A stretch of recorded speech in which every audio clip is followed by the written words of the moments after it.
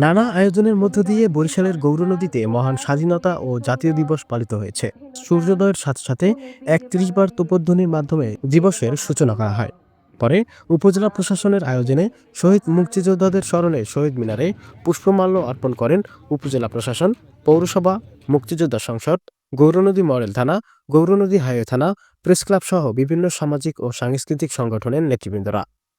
শেষে সরকারি গৌরনদী পাইলট মাধ্যমিক বিদ্যালয় মাঠে বিভিন্ন শিক্ষা প্রতিষ্ঠানের ছাত্রছাত্রীদের সমাবেশ ও কুচকাওয়াজ অনুষ্ঠানের জাতীয় পতাকা উত্তোলন শেষে প্রধান অতিথি হিসেবে বক্তব্য রাখেন উপজেলা নির্বাহী অফিসার ও পৌর প্রশাসক মোহাম্মদ আবু আবদুল্লাহ খান। এটি আমাদের ভাষা, সংস্কৃতি, অর্থনীতি ও রাজনৈতিক সক্রিয়তার অধিকার।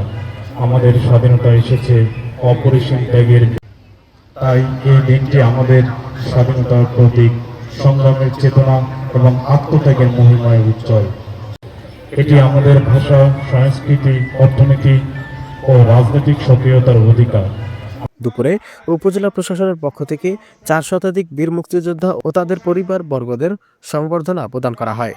উপজেলা অডিটোরিয়ামে উপজেলা নির্বাহী অফিসার ও পৌর প্রশাসক মোহাম্মদ আবু আবদুল্লাহ খানের সভাপতিত্বে সংবর্ধনা সভায় বক্তব্য রাখেন উপজেলা সহকারী কমিশনার ভূমি মোহাম্মদ রাজীব হোসেন, বীর Vikram M A Haque, model থানার ওসি মোহাম্মদ ইউনুস মিয়া, সমাজসেবা কর্মকর্তা সাধন বল, উপজেলা বিএনপির আহ্বায়ক সৈয়দ সরওয়ার আলম বিপ্লব, সদস্য সচিব শরীফ জহির সাজ্জাদ হান্নান, পৌর বিএনপির ভারপ্রাপ্ত আহ্বায়ক শফিকুর রহমান স্বপন, সিনিয়র সাংবাদিক জহুরুল ইসলাম জহির সহ অন্যান্যরা।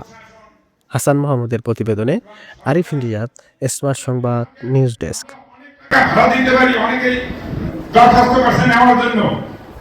সকলে আমরা বসার জন্য জায়গাটা মুক্তিযোদ্ধার সংসদ, কিন্তু মুক্তিযোদ্ধা সরকার দান করছে, কিন্তু আমাদের ওইটা রক্ষা করার জন্য আমাদের যে শান্তিতে থাকে, সুস্থ থাকে এবং যারা দুনিয়াটা চলে গেছে তাদের জন্য সবাই আত্মকাইতে নামেন না।